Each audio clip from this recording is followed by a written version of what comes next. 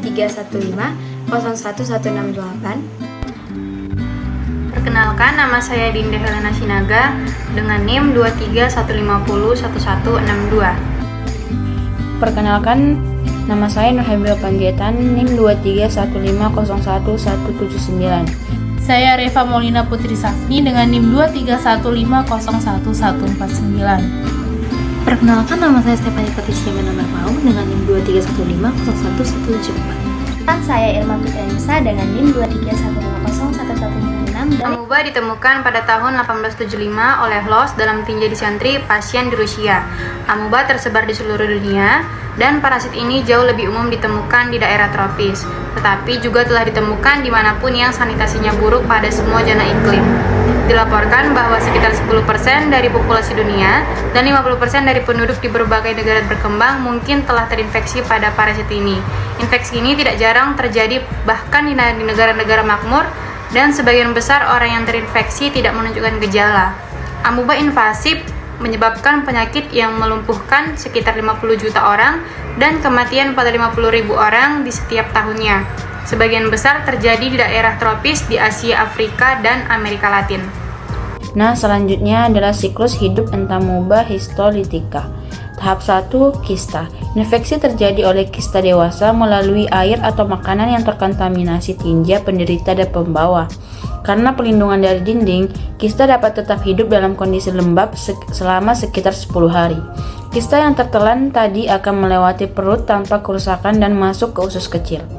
Tahap kedua yaitu excitation. Excitation adalah proses di mana kista berubah menjadi trophozoid. Ketika kista memasuki ileum usus kecil inang, proses eksistasi dimulai di mana ketika media di sekitarnya menjadi basah, dinding kista dirusak oleh tripsin dalam usus yang menyebabkan eksistasi. Tahap 3 yaitu metakista. Dimulai dengan sitoplasma terlepas dari dinding kista dikarenakan gerakan amuba yang menyebabkan robekan pada dinding kista sehingga amuba berinti 4 muncul. Inti dalam metakista segera mengalami pembelahan untuk membentuk 8 inti, yang masing-masing dikelilingi oleh sitoplasma sendiri untuk menjadi 8 amuba kecil atau trophozoid metakista. Beberapa trophozoid tetap berada di dalam lumen usus halus, sisanya menempel pada mukosa usus, memasuki aliran darah dan selanjutnya tumbuh di daerah ekstraintestinal inang seperti paru-paru, hati, dan otak.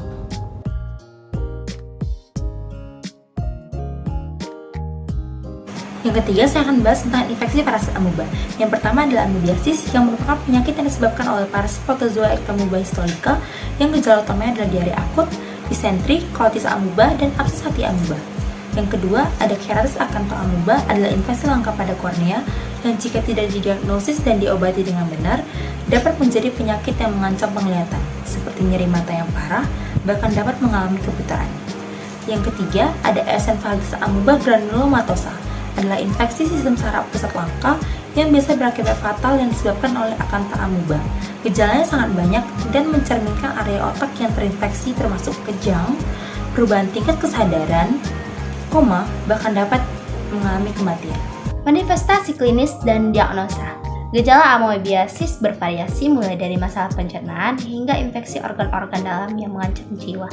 Pada pasien dengan amoebiasis intestinal, bentuk klinisnya dapat bervariasi dari asimptomatik sampai kolitik amebik akut atau kronik. Yang keduanya dapat menyerupai penyakit peradangan usus besar. Pada proses diagnostik, ada prosedur diagnosa yang meliputi pemeriksaan tinja, tes darah, dan teknik pencitraan medis untuk mengidentifikasi infeksi amoeba. Dalam pemeriksaan tinja, diagnosa amoebiasis intestinal dapat dilakukan dengan teknik pemeriksaan telur dan parasitnya. Sedikitnya teknik konsentrasi dan sediaan dengan pulasan yang harus dikerjakan untuk setiap tinja yang dikirim ke laboratorium untuk pemeriksaan telur dan parasitnya. Dan ada beberapa prosedur lainnya yang harus dikerjakan dalam pemeriksaan parasit ini. 5 alternatif pengobatan. Yang pertama, untuk amoebiasis dapat dicegah dan dikendalikan dengan tindakan yang spesifik dan non-spesifik.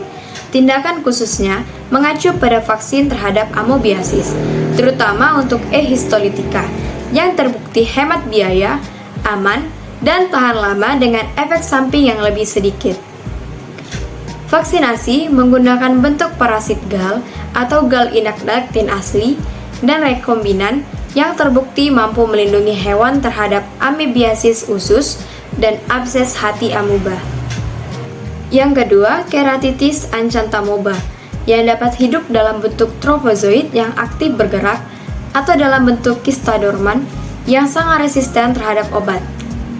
Beguanida dan diamidin aromatik merupakan agen antimikroba yang efektif untuk membunuh patogen, tetapi harus diberikan bersamaan untuk mengatasi resistensi obat. Neomycin, suatu antibiotik, juga bermanfaat, tetapi bila diberikan bersamaan dengan obat lain dan bukan sebagai obat yang berdiri sendiri. Pengobatan biasanya diberikan dalam bentuk obat tetes mata topikal, diberikan setiap jam pada awalnya selama beberapa hari pertama. Waktu minimal pengobatan adalah 3-4 minggu, dengan dosis obat tetes mata yang dikurangi menjadi setiap 3 jam setelah beberapa hari pertama. Banyak penulis yang merekomendasikan pengobatan lanjutan selama beberapa bulan untuk mencegah infeksi ulang atau kekambuhan penyakit. Yang terakhir, ensefalitis amoeba granulomatosa.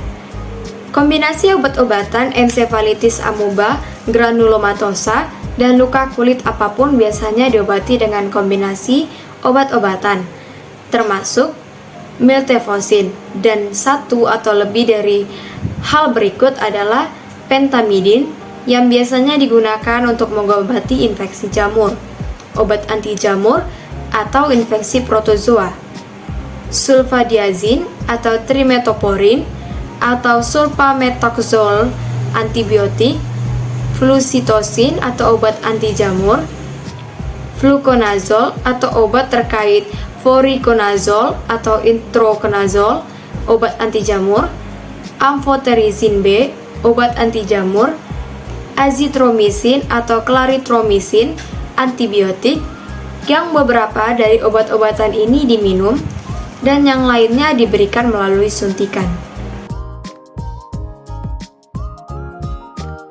Selanjutnya, saya akan menjelaskan tentang pencegahan amoeba. Ada dua aspek utama pencegahan, yaitu pencegahan terhadap aspek higiene perorangan dan aspek sanitasi lingkungan.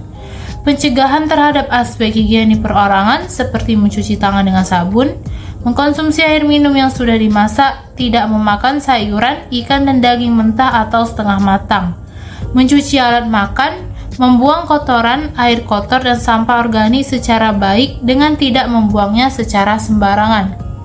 Pencegahan terhadap sanitasi lingkungan seperti pembuangan kotoran manusia yang memenuhi syarat, menggunakan air minum dari sumber air bersih, menghindari pemupukan tanaman dengan kotoran manusia dan hewan, menutup dengan baik makanan dan minuman dari kemungkinan kontaminasi serangga dan debu.